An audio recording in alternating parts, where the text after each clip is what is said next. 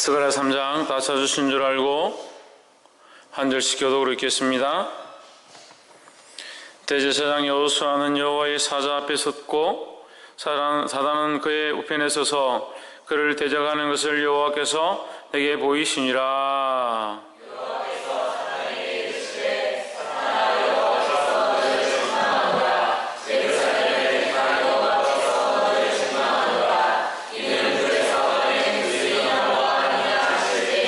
여호수아가 두른 옷을 입고 천사 앞에 섰는지라.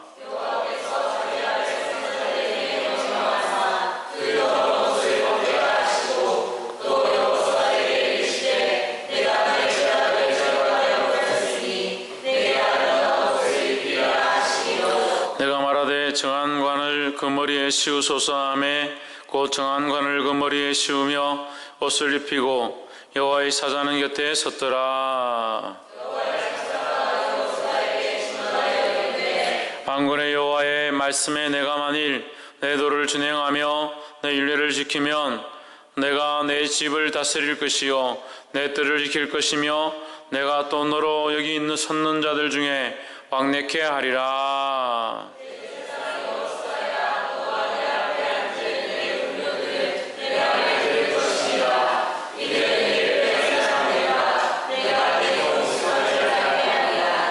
만군의 여호와가 말하노라. 내가 너 여호수아 앞에 세운 돌을 보라. 흰 돌에 7눈이 있느니라. 내가 새길 것을 새기며 이 땅의 죄악을 하루에 제하리라. 만군의 여호와가 말하노라. 그날에 너희가 각각 포도나무와 무화과나무 아래로 서로 초대하리라 하셨느니라. 아멘. 진노는 왜 말씀 안 읽노? 옆에 사람 인사 없이 사랑합니다. 축복합니다. 스가랴서 3장 스가랴서 3장 말씀은 이제 스가랴서를 우리가 보면서 이제 느낀 것이지만 스가랴서는 환상에 가까운 말씀이다. 환상과 계시에 대한 말씀들이 가득한 말씀이다. 그래서 이 스가랴서가 어떻게 보면 예레미야나 에스겔이나 다니엘과 같은 그런 묵시에 가까운 성경이라고 또 볼 수도 있습니다. 하지만 스가랴가 이게 말씀이 이게 길지가 않고 또 이게 환상을 보는데 이렇게 좀 구체적으로 되어 있지 않아서 많은 사람들이 스가랴서를 이게 묵시록으로 보지 않는데 이렇게 제가 이렇게 묵상을 하면서 볼 때는 스가랴서 말씀이 굉장히 깊이가 있고 좋은 말씀이다. 그런 마음이 듭니다. 그래서 이 말씀 함께 나눌 때 하나님 은혜가 있기를 주 이름으로 축원합니다. 스가랴의 이름의 뜻은 축제다. 그래서 하나님께서 이 스가랴를 통해서 축복하시고 다시 회복해 하실 것들을 예언하고 있습니다. 그래서 스가랴서 3장도 이 환상을 보는데 3장 1절에 대제사장 여호수아는 여호와의 사자 앞에 섰고 어디에 섰고? 여호와의 사자 앞에 섰고 사단은 그의 오른쪽에 서서 그를 대적하는 것을 여호와께서 내게 보이시니라 했습니다. 자, 이렇게 보면 하나님이 계시고 이제 글은 이렇게 되는데 우리 거꾸로 돌아보면 됩니다. 하나님 서 계시고 한쪽 편에 맞은편에는 사단이 서 있고 한쪽 편에 누가 서 있습니까? 하나님의 천사가 서 있고 그래서 제가 이건 천사라고 보는 것보다 여호와의 사자, 그리스도로 보는 것이 오히려 좀 더 알맞지 않는가. 뭐 천사라고 봐도 틀리진 않지만 그리스도로 보는 것도 괜찮을 것 같습니다. 그래서 사단이 있고 그리스도가 있고 그럼 뭐 하겠습니까? 사단은 또 가운데 누가 서 있습니까? 여호수아가 서 있습니다. 대제사장 여호수아가 서 있습니다. 대제사장은 뭐합니까? 백성을 대표해서 대제사장은 백성을 대표해서 하나님 앞에 나아가는 자죠. 그러니까 백성을 대신해서 백성을 대표하고 백성을 대신해서 하나님 앞에 나아가는 자, 그 하나님 앞에 나아가는 자 양쪽에 누가 있냐? 사단이고 한쪽에는 그리스도가 있고 그 앞에 누가 있습니까? 하나님이 있습니다. 그러면 그리스도는 우리를 위하여 어제도 여호와의 사자가 뭐 했습니까? 1장에서 위하여 주여 불쌍히 여기십시오. 돌아와 보십시오. 긍휼을 베풀어 주십시오. 이렇게 중보를 했죠. 그래 한쪽에서 여호와의 사자는 그 그리스도는 중보하고 불쌍히 여겨달라 하고, 사단은 뭘 합니까? 사단은 정죄를 하는 겁니다. 정죄를 하는 거죠. 이 그를 대적하는 것을 대적한다 되는데, 이 대적이 뭡니까? 대제사장 여호수아가 하나님 앞에 나아가는데 그를 대적한다는 말은 누굴 대적한다는 거예요? 이스라엘을 대적한다는 거예요. 이스라엘을. 대제사장 여호수아가 이스라엘을 대표하니까 이스라엘을 대적한다는 거죠. 이스라엘을 대적한다는 것은 하나님 앞에 이걸 뭘 하고 있는 겁니까? 대적해서 뭘 하는데? 사단이 대적해서 싸운다라고 표현되어 있지만, 이 대적하는 게 뭐예요? 하나님 앞에 송사하는 거예요. 송사. 하나님 앞에, 하나님이 재판장이면 재판장 앞에 판사와 검사가 서서 이 사람이 죄인이다라고, 그렇지 않다라고 변호인들이 변호하는데, 이 사단이 자꾸 죄인이다, 죽여야 된다, 멸망시켜야 된다, 심판해야 된다, 이스라엘이 패역했으니까, 타락했으니까 이스라엘 하나님 더 이상 긍휼히 여기지 말고 빨리 멸망시켜 주십시오, 빨리 없애야 됩니다, 빨리 심판하셔야 됩니다, 계속 송사 일을 한다는 거죠.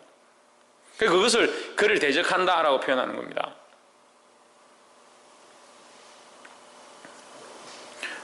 그러니까 사단은 그의 오른편에 서서, 누구의 오른편에? 여호수아의 오른편에 서서, 한쪽 편에 서서 여호수아를 대적하고 하나님 앞에 나아간다. 하나님이 이걸 보시고 있다는 거죠. 2절에 여호와께서 사단에게 이르시되, 사단아, 여호와가 너를 책망하노라. 누가? 하나님께서 책망하신다는 거죠.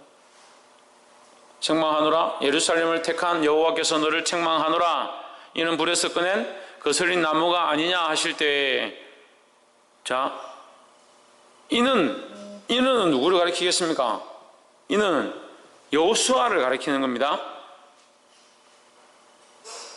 이게 어려워요? 하나님 있고 사단이 있고 그리스도가 있고 여호수아가 있다는 거예요. 여호수아라고 하면 헷갈리면 이스라엘 백성들이 있다는 거예요. 이스라엘 백성들이 있는데, 이스라엘 백성이라고 해도 헷갈리면 내가 있다는 겁니다. 내가 있고 사단이 있고 그리스도가 있고 하나님 계시는 거예요. 하나님이 앞에 서 있는데 사단이 계속 송사하는 겁니다. 이 죄인이라고 심판하시라고 대적해서 막 저주하고 욕하고 이렇게 하는 겁니다. 이게 하나님께서 그걸 보고 책망하시는 거죠. 여호와께서 너를 책망하노라, 책망하셨다는 거예요. 이는 누구냐? 여호수아죠. 여호수아. 그 이스라엘 백성, 곧 우리입니다. 이는 이 이스라엘 백성은 불에서 꺼낸 거슬린 나무가 아니냐. 불에서 꺼낸 거슬린 나무, 불타는 나무, 이게 뭡니까? 이것은 거슬린 나무라는 것은 불에서 꺼냈다. 불은 뭘 말합니까? 주로 심판을 말하죠. 심판.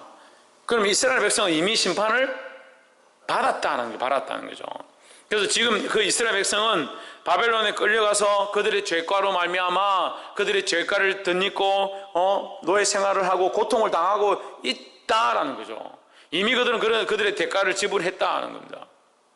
그들은 이미 심판을 받았다. 너희가 언제까지 그들을 책망하고 송사하겠느냐? 내가 택한 나의 자녀들을 네가 언제까지 송사해서 그들이 멸망하도록 그렇게 하려고 하느냐, 이 말이에요. 하나님께서 책망하시는 것은 그런 뜻이죠. 그래서 불에서 꺼낸 거슬린 나무가 아니냐, 이 나무 볼품이 없지 않느냐, 이만큼 불에 타고 거슬렸으면 됐지 않느냐, 네가 왜 계속 송사하느냐, 이렇게 말하는 거죠. 나는 그들에게 긍휼을 더하고 싶다. 이게 하나님의 마음이 뒤에 숨어 있는 겁니다. 3장 3절에 여호수아가 더러운 옷을 입고, 이까지 한 단락이 되고 3절에서 여호수아가 더러운 옷을 입고 천사 앞에 섰는지라. 무엇을 입고? 더러운 옷을 입고. 이사야서 6장에 보면, 이사야서 6장에서 이사야가 하나님의 전에 들어가니까 하나님 그 성전 가운데 뭐가 가득했습니까? 뭐가 가득했어요? 이사야서 6장에서 하나님의 영광이 가득했죠. 연기가 가득하고 하나님의 영광이 가득했잖아요. 그래서 이사야가 뭐라고 합니까? 화로다 내가 죽게 되었도다. 내가 죄인 중에 구하는 죄인으로서 영존하신 하나님을 배웠습니다. 하나님의 보험으로 나는 이제 죽었다. 어떻게 내가 감히 하나님을 보겠냐. 근데 하나님을 봤다, 이런 거죠. 그 지금 이 여호수아가 백성의 대표고 제사장 중에서도 대제사장인데, 그러면 정결한 자여야 되고 깨끗한 자여야 되는데 옷이 더럽더라, 이 말이에요. 그만큼 죄가 관영하고 더러웠다라는 것을 표현하는 거죠. 여호수아가 더러운 옷을 입고 천사 앞에 섰는지라 이거 합당치 않죠. 하나님 앞에 합당치 않고 천사들 앞에서도 합당치 않고 더러운 거 보기 싫잖아요. 그래서 사전에 여호와께서 자기 앞에 선자들에게 명하사 그 더러운 옷을 벗기라. 더러운 옷을 벗겨라. 이게 뭡니까? 이게 하나님의 사랑이라는 겁니다. 하나님은 우리의 옷을 벗기는 것이 목적이 아니라 우리를 정결케 하는 것이 목적이라는 거예요. 우리의 주신 것들을 빼앗아 가는 것이 목적이 아니라 우리를 정결케 하고자 한다는 겁니다. 할렐루야. 그래서 스가랴서 3장은 하나님이 우리를 정결케 하신다. 이게 정결에 대한 겁니다. 정결. 하나님이 이스라엘 나라를 어떻게 하기 원하신다? 회복하기를 원하신다. 회복케 하려면 뭐가 따라가야 되냐? 정결함이 따라가야 되는 거예요.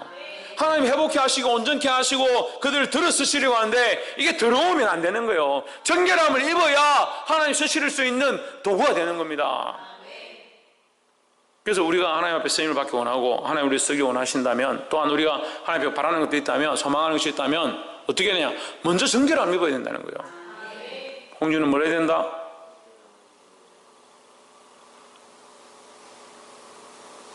박이상 뭘 해야 된다고? 정결함을 입어야 된다는 거예요. 그래서 하나님께서 더러운 옷을 벗기라 하시고 또 여호수아에게 이르시되 내가 내 죄악을 제거하여 버렸으니 이제 아름다운 옷을 입으리라. 뭘 제거하였으니?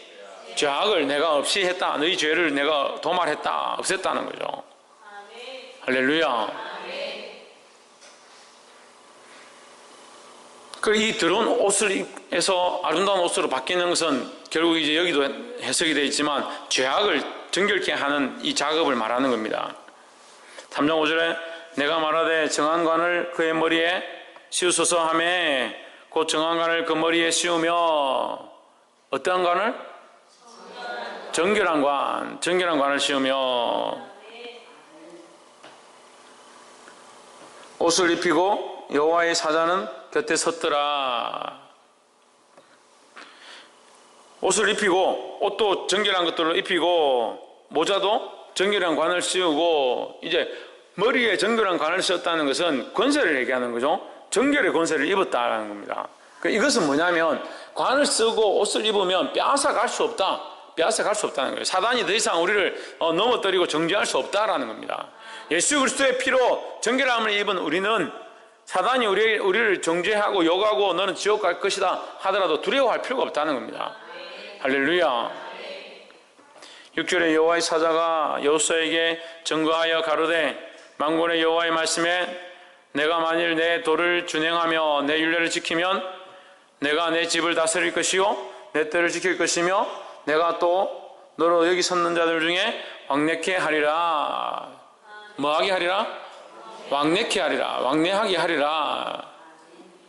왕래한다는 것은 이 번영함을 얘기합니다. 번영함을 얘기해요. 정결케 하고 회복케 한 다음에 어떻게 하느냐? 왕래하게 한다. 더 번영하게 하겠다는 거죠. 할렐루야. 뭘 하면? 하나님의 도를 지키면, 하나님의 말씀을 준행해서 다시 행하면 했습니다. 주의 말씀대로 행하는 것, 주의 도를 지키는 것, 이것이 부흥하는 비결이라는 겁니다. 할렐루야. 8절에 대제사장 여호수아야 너와 내 앞에 있는 내 동료들은 내 말을 들을 것이니라. 이들은 예표의 사람이라 내가 내 종 순을 나게 하리라 하십니다. 제 성경에 순이라 되고 여름 성경에는 싹이라 됐네. 싹. 제가 그 여름 성경학교 때 아이들에게 그림을 그려가지고 씨앗 비유라고 이렇게 한 적이 있습니다. 씨앗 비유라고. 그 예수님이 생명이시고 새싹이시고 생명의 근원이신데 우리에게 뭘 주기 원해서 씨앗을, 생명을 주기 위해서 씨앗을 보내셨다 이렇게 했습니다. 그게 뭐가 나느냐? 싹이 난다는 거예요. 싹이 난다는 거예요. 이새의 뿌리에서 한 싹이 난다는 겁니다. 할렐루야. 이 싹이 뭡니까? 볼품이 없고 보기에는 아무것도 아닌 것처럼 조그만한 것으로 시작되어지만, 조그만한 순으로 시작되어지지만 여기에 뭐가 있습니까? 생명이 있는 거죠. 할렐루야. 그래서 그리스도께서 오셔서 이 나라 가운데, 이 이스라엘 땅 가운데 나시지만 그 안에 뭐가 있냐? 생명이 있다는 거예요. 이게 별거 아닌 것처럼 보이지만 생명이 있어서 수많은 사람을 살리게 될 것이라는 겁니다. 그 말을 이제 9절에 하는 거예요. 만군의 여호와가 말하노라 내가 너 여호수아 앞에 세운 돌을 보라. 뭘 보라? 방금 싹이었잖아요. 싹이었잖아요. 근데 여기는 또 돌이에요. 그래서 예수님을 생명의 씨앗이다라고 표현하기도 하고, 또 무슨 돌? 산돌이다. 산돌. 모퉁이 돌이라고 하고, 건축자의 교회를 지을 때 모퉁이 돌이라고도 하고, 산돌에 살아있는 돌이다. 산돌은 뭐합니까? 산돌은 살아있기 때문에 자기 마음대로 움직이는 거예요. 자기 마음대로. 그래서 다니엘서에 보면 이게 다 연결된 거예요. 다니엘서에는 어떻게 됩니까? 그래서 성경이 쓴 사람들은 몇십 명이 되지만 이게 말씀이 다 통하는 거예요. 다니엘서에 환상 가운데 느부갓네살이 왕이 꿈을 꾸지 않습니까? 머리는 머리는 뭐로 돼서? 금으로 되고 철로 되고 노스로 되고 이렇게 된 큰 우상을 보는데 끝에 뭐가 날라왔어요? 돌이 날라와, 살아있는 돌이 날라와서 이것을 깨어 부순다. 산산조각을 내버린다. 이게 그리스도의 나라가 메데와 바사와 바벨론 이렇게 쭉 이렇게 로마와 이렇게 되지만 결국 그리스도의 나라가 이것들을 모두 부수고 그리스도의 나라가 확장될 것이다 이렇게 표현하는 거죠. 왜? 이것은 살아있는 돌이기 때문에, 살아있는 돌이기 때문에 막을 수가 없다는 겁니다. 너 여호수아 앞에 세운 돌을 보라. 이 돌도 아까 그 한 씨앗 그것과 같은 얘기예요. 돌을 보라. 한 돌에 뭐가 있느냐? 7 눈이 있다. 7 눈은 뭡니까? 완전한 눈을 얘기하죠. 우리가 본문이 갑자기 기억이 안 나네. 에스겔서 1장에 볼 때에 바퀴가 있고 바퀴에 돌아가면서 눈이 가득했죠. 왜? 이건 온 세상을 굽어 살피시는 하나님의 눈이다 이렇게 표현했습니다. 이 돌에도 뭐가 있냐? 7 눈이 있다. 모든 것을 다 본다는 거죠. 온 세상을 다 살핀다는 겁니다. 이 7 눈은 또 7 영이라고도 표현합니다. 7 영. 그리고 온 세상이 다 다니시면서 이렇게 다스리고 본다라는 뜻을 가리킵니다. 7 눈이 있느니라 내가 거기에 새길 것을 새기며 이 땅의 죄악을 하루에 뭐하리라? 제거하리라. 자, 처음에 스가랴서 3장 1절에서 더러운 옷을 입은 여호수아가 나왔죠. 사단이 정죄했습니다. 그걸 깨끗한 옷을 입힐 것이다 했죠. 그런데 내가 이 일을 다시 행할 것이다. 더러운 옷을 입은 자를 새 옷으로 갈아입히는 일을 이게 환상을 보여주시는 거예요. 그런데 약속이 여기 있습니다. 약속이 8절부터는 뭐냐? 약속이죠. 예언되어졌다. 예언되어졌다. 어떻게 하냐? 너희 가운데 한 예표를 줘서 한 싹이 날 것이고 그 싹 가운데 뭐가 있느냐? 한 돌이 있다. 그 돌에 뭐가 있냐? 7 눈이 있다. 거기서 뭘 할 것이냐? 거기에 새길 것이고 새기며 이 땅의 죄악을 하루에 제거할 것이다. 그래서 이 돌이 뭘 가리키냐? 예수 그리스도를 가리키죠. 예수 그리스도가 오셔서 뭘 하느냐? 이 땅의 죄악들을 부수고 죄인된 우리의 죄를 전부 정결케, 하루아침에 정결케 한다는 거죠.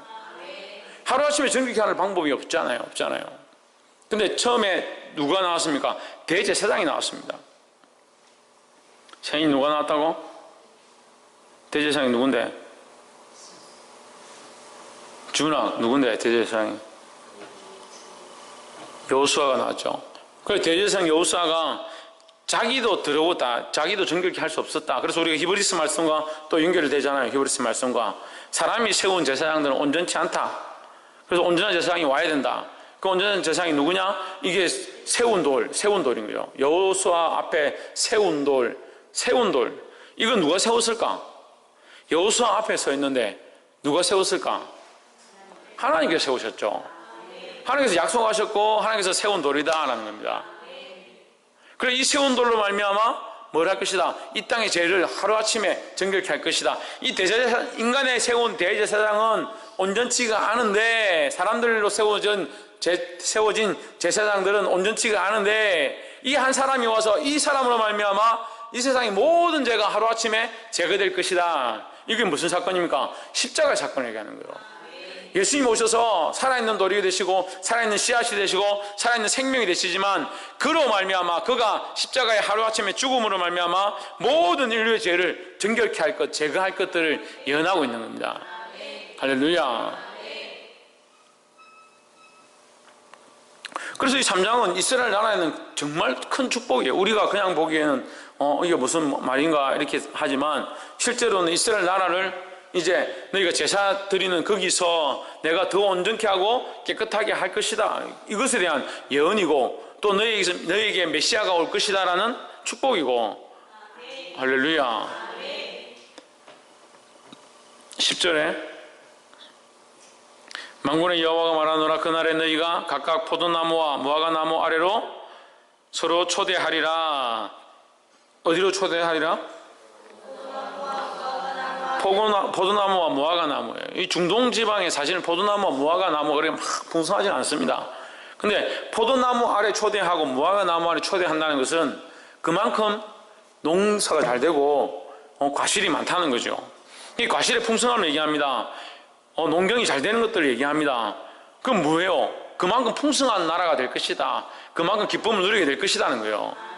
이것이 솔로몬 때 그런 비슷한 모습들이 되었습니다. 나라가 부강하고 다른 나라들이 조공을 바치고 그만큼 농경도 잘 되고 하나님 축복하시는 역사들이 있었습니다. 그런 솔로몬 때보다 더 큰 영광이 있는데, 솔로몬보다 더 뛰어난 영광의 왕이 있는데 그게 누구냐? 샬렘 왕이다. 샬렘 왕이 누구냐? 예수 그리스도라는 거예요. 할렐루야. 그 예수 그리스도가 포도나무가 되시고 무화과나무가 되고 거기에 우리가 초대함을 입을 것이라는 거예요. 이 초대함은 뭡니까? 하나님 나라의 천국 잔치의 초대함을 얘기합니다. 풍성하고 목마르지 아니하고 배고프지 아니한 곳에 초대함을 입게 된다는 거죠. 할렐루야. 말씀을 맺겠습니다. 스가랴서 3장을 통해서 하나님께서 이 스가랴에게 환상을 보여주시면서 그들에게 이제 더 이상 심판의 불구덩이가 없고 그들에게 이제 끝났다. 거기서 나왔다는 거죠. 그 막대기가 나왔다. 해방을 얻었고 자유함을 얻었다. 이제 돌아오게 될 것이다. 약속을 하십니다. 그것으로 약속한 걸 끝나는 게 아니라 너에게 들어온 옷에서 정결한 옷으로 바꾸게 할 것이다. 그 약속도 하십니다. 거기 더 나아가서 너희가 지금 들어온 옷에서 깨끗한 옷을 입고 이제 정결함을 입고 이제 끝났기 때문에 심판은 더 이상 없다. 거기서 끝난 게 아니라 그 미래에 그 후대에 오게 될 메시아에 대한 약속까지 주시는 거죠. 할렐루야. 메시아의 도래로 인한 이스라엘 나라의 축복. 그리고 더 나아가서 뭡니까? 포도나무와 무화과나무 아래로 서로 초대하는 이 놀라운 천국 잔치에 대한 약속까지 해주시는 거예요. 할렐루야. 그래 이것을 구약적으로 돌아가서 보면 젖과 꿀이 흐르는 땅이에요. 포도나무와 무화과나무가 나무 아래로 간다는 것은 젖과 꿀이 흐르는 땅이다. 그 구약의 젖과 꿀이 흐르는 땅은 신약의 우리에게 무슨 소망입니까? 하늘나라의 소망이라는 거예요. 할렐루야. 그래서 이 소망을 받은 이스라엘에게 얼마나 큰 기쁨이었나는 거예요. 우리 또한 이 소망을 붙잡기를 주의 이름으로 축원합니다. 이 땅의 소망을 가지고 있는 것이 아니라 이 땅에만 소망이 있는 것이 아니라 하나님 나라의 소망을 가지고 하나님 주신 것들을 바라보고 믿음으로 삶으로 승리하는 저와 여러분 되기를 주의 이름으로 축원합니다. 기도하겠습니다.